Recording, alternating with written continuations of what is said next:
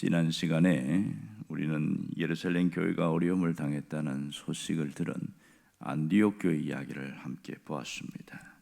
그들은 예루살렘에서 흉년을 당해서 굉장히 어려움을 당했을 때에 작정을 하고 구제금을 보내기로 그렇게 결정을 했습니다.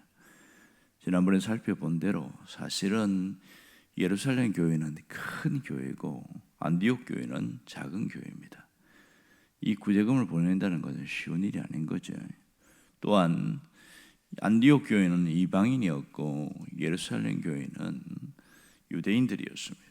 그것도 이방인들은 사람으로 취급도 하지 않는 독선적인 그런 민족들이었습니다. 그러니 보내는 것이 쉬운 게 아닌 거죠. 또한 구제금을 보낼 때 금방 광고하고 바로 모아서 보낸 게 아니라 어느 정도의 시간이 있었습니다. 적어도 최소한 일주일의 기간이 있었습니다. 그러면 작정을 했더라도 우리가 굳이 그렇게 도울 필요가 있겠나 이러면서 작정했던 것을 취소하는 사람도 많이 생길 수 있습니다. 그럼에도 불구하고 이 안디옥 교회 교인들은 이 구제금을 보내는데 주저하지 않았고 기꺼이 내놓았습니다. 여기서 우리는 믿음이란 뭔가를 우리가 봤어요. 믿음은 작정하는 것이 아니라 작정한 것을 실행한 것이다. 안디옥 교회 교인들은 정말로 자신들이 작정한 것을 실행한 진정한 그리스도인이었습니다. 그래서 그들이 안디옥에서 비로소 그리스도인이라 칭함을 받는, 그 인정받는 것은 이상한 일이 아닌 것을 우리가 알 수가 있겠지요.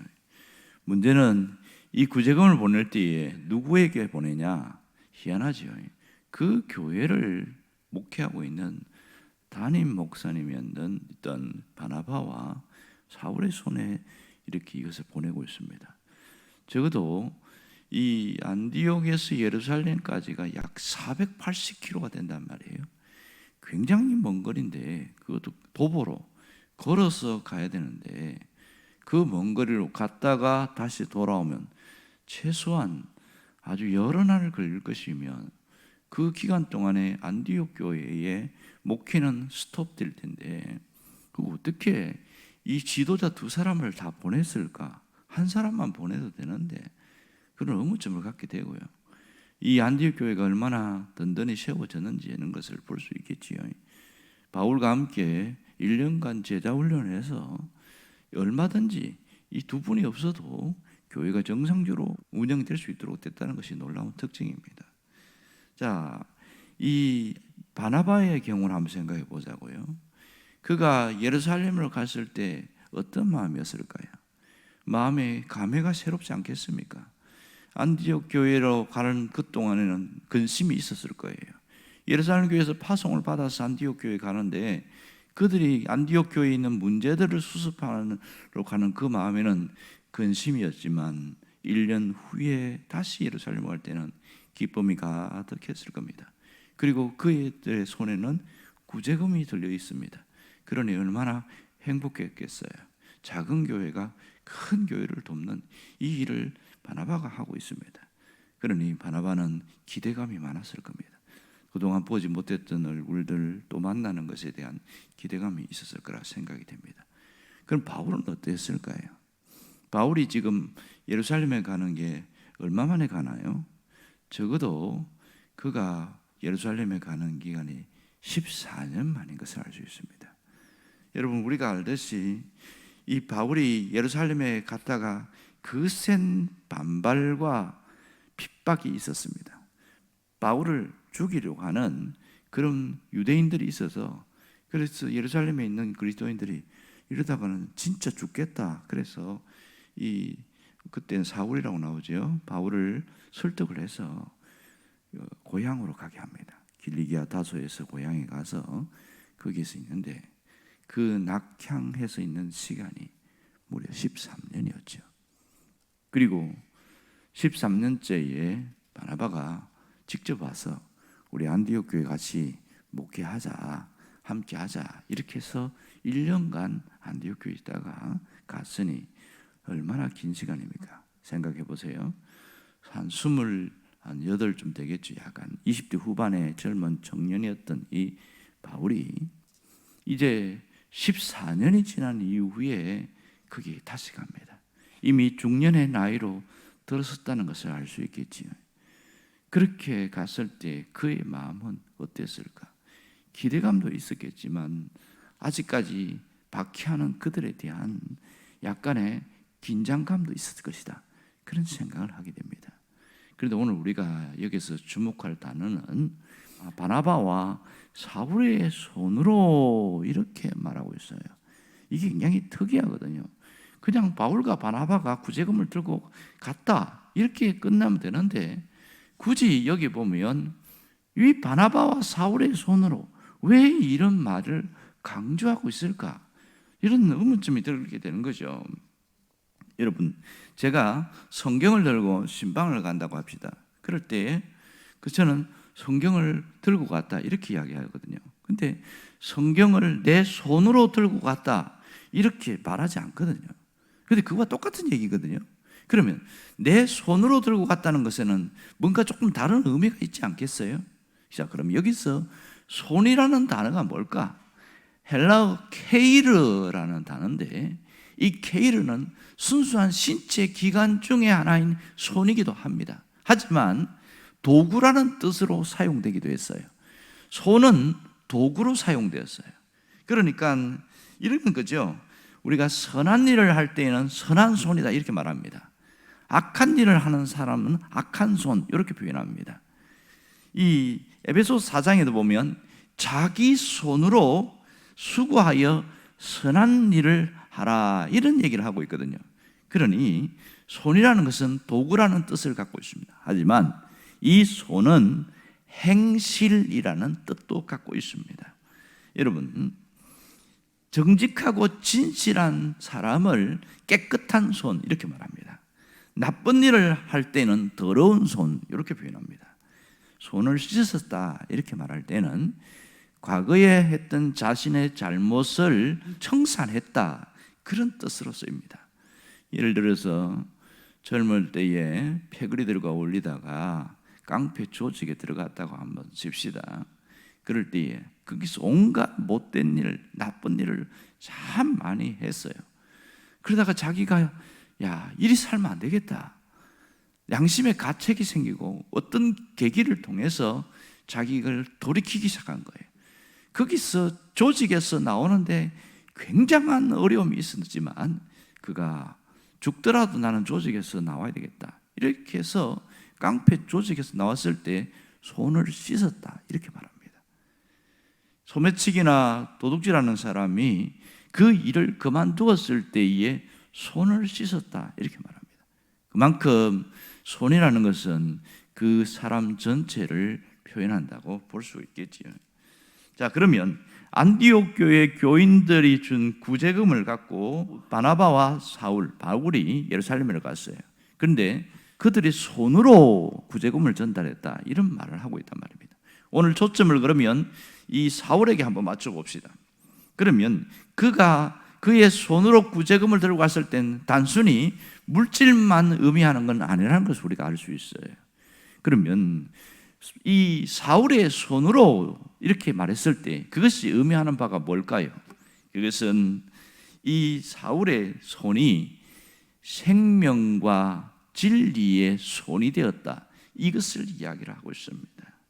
여러분, 20년 전, 그러니까 그보다 훨씬 더 이전에 10대 후반에 사울이 예루살렘에 왔을 때에는 그가 어떤 마음으로 왔습니까? 부모가 이 사울을 예루살렘에 보낼 때에 특별히 가말리엘 문화회생으로 공부하게 할 때에는 유대교의 유명한 지도자로 세우려는 그런 의도가 있었겠죠.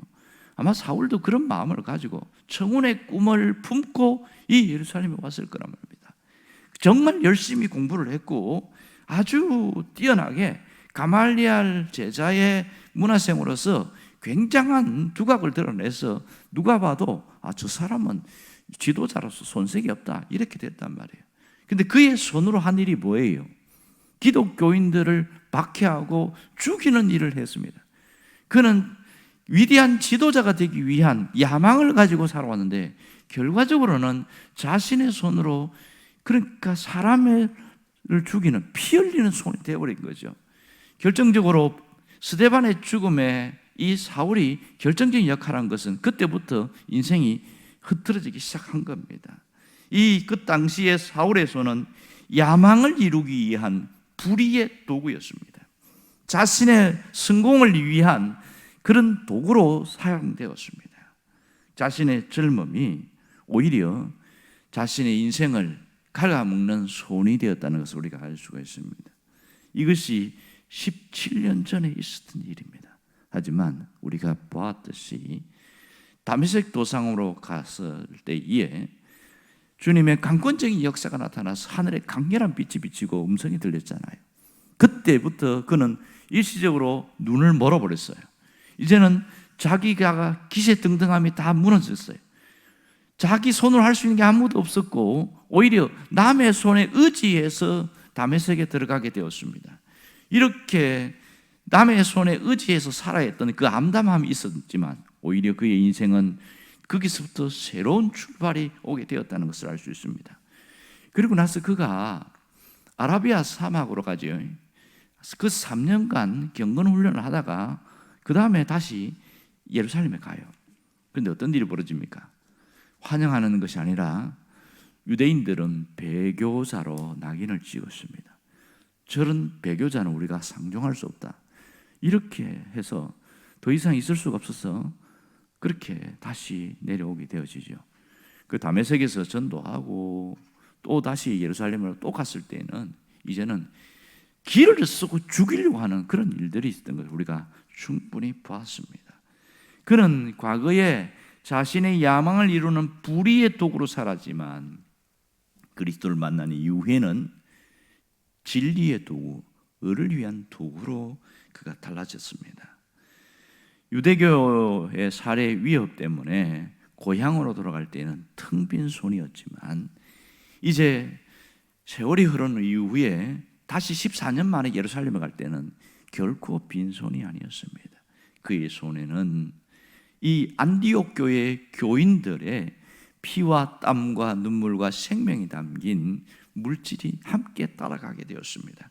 단순한 물질이 아니고 그 교인들이 마음을 다해 나눈 생명과 진리의 그런 결정체였던 것을 알 수가 있습니다. 정말 야망을 위하여 살았다는 불의의 도구였지만 이제는 그리스도인 된 이후에는 진리의 도구가 되었다는 것은 놀라운 특징입니다. 그러므로 여기서 사울의 손으로 이렇게 말할 때는 이 사울이 달라졌다는 것을 말하고 있습니다. 그가 이제는 진리와 생명의 도구가 되어서 예루살렘에 올라갔다, 그 얘기를 하고 있는 것이죠. 그럼 어떻게 해서 이렇게 사울이 달라지게 되었을까? 갑자기 뭔가가 어떤 변화가 있었을까? 분명한 변화는 그는 주님을 바라본 거예요. 십자가에서 자신을 위해서 손과 발에 못 박힌 주님을 바라보게 되었던 겁니다. 자신이 육체를 위해 살고 야망을 위해 살았던 그가 주님의 손에서 떨어지는 피를 보고 발에서 흘리는 피를 보면서 나를 위해서 죽으신 것을 봤죠. 이제는 추악한 탐욕의 도구였던 자신의 두 손을 보면서 자기가 돌이키게 되어진 것이죠. 자신이 그때부터 변화가 일어났습니다. 이제는 그의 손이 생명의 도구로, 의를 위한 도구로 쓰임받겠다는 결단이 있었던 것을 알게 됩니다. 그래서 이 바울이 갈라디아서 5장 24절에 그가 이렇게 말합니다. 자신의 신앙 결단을 갖고 교인들에게 말하기를 이렇게 말합니다. 그리스도 예수의 사람들은 육체와 함께 정과 욕심을 십자가에 못 박았느니라. 진정한 예수 그리스도를 믿는 사람들은 자신의 정욕과 욕심을 십자가에 못 박은 사람들이다. 그리고 그렇게 살아야 더 이상 불의의 도구로 살지 않고 생명의 도구로, 의를 위한 도구로 살게 된다. 그 얘기를 하고 있는 것이죠. 그렇다면 우리는 예수를 믿은 이후에 살아오면서 어떻게 살았냐는 거예요. 내 두 손을 바라보자고요. 20년 전에 내 손은 어떤 손이었습니까? 10년 전에 내 손은 어떤 손이었냐고요. 아니 1년 전에 나의 손은 어떤 도구로 살아왔냐는 겁니다. 그것도 너무 멀면 바로 일주일 전에 나의 손은 어떤 도구로 쓰임받았냐는 거죠. 세상에 뭔가를 위해서 집착하고 거기에 몰두하고 세상에 자기 즐거움을 위해서 자기를 위하여 살아왔다면 그 인생은 자기 생명을 갉아먹는 허망한 도구로 사라질 것입니다. 하나님 앞에서는 아무런 의미가 없는 그런 모습으로 떠날 것입니다. 진리와 생명의 도구가 아니라 오히려 자기 자신의 이익을 위해 사는 그런 물거품 같은 그런 삶으로 전락하고 말 겁니다. 주님은 우리에게 분명하게 말합니다. 우리가 생명의 도구로 살기를 원하고 진리의 도구로 살기를 원하고 있습니다. 우리의 손이 주님을 위하여 살아가는 도구가 되기를 원합니다. 어떻게 하면 되죠? 내가 열심히 착한이라고 잘하기만 하면 됩니까? 먼저 우선순위가 중요해요. 내 불의한 손이 주님과 함께 십자가에 못 박힌 것을 바라볼 수 있어야 됩니다. 내가 더 이상 과거의 그런 손이 아니구나. 그때부터 달라지기 시작하는 거예요. 그리고 그 주님을 의지하면 됩니다. 우리는 주님을 의지하는 존재로 있지만 사실은 자기 자신을 의지하고 살 때가 훨씬 많거든요. 이 십자가에 달리신 예수 그리스도를 의지하는 삶을 살면 그때부터 달라지기 시작하는 겁니다. 예수 그리스도를 믿는 즉시 새로운 피조물이 되었기에 그의 손은 이제는 불의한 도구가 아니라 욕망을 위한 도구가 아니라 주님을 위한 의로운 도구, 생명의 도구로 거듭날 수 있다는 사실입니다. 정말 십자가에 흘리신 그 보혈이 내게 흘러들어올 때에 우리의 손은 깨끗해졌고 달라지는 겁니다. 우리의 삶은 달라질 수밖에 없는 거예요. 이러한 마음을 갖고 날마다 주님을 의지하고 살아가는 사람들은 진리와 생명의 도구로 살아가게 되집니다. 내 손이 주님을 위한 도구로 드려지는 삶을 살게 되었다는 겁니다. 구원받은 그리스도인들은 그 손이 진리와 생명의 도구로 거듭나야 합니다. 주님을 위한 도구로 새롭게 거듭날 수 있기를 주의 이름으로 축원합니다. 기도하겠습니다.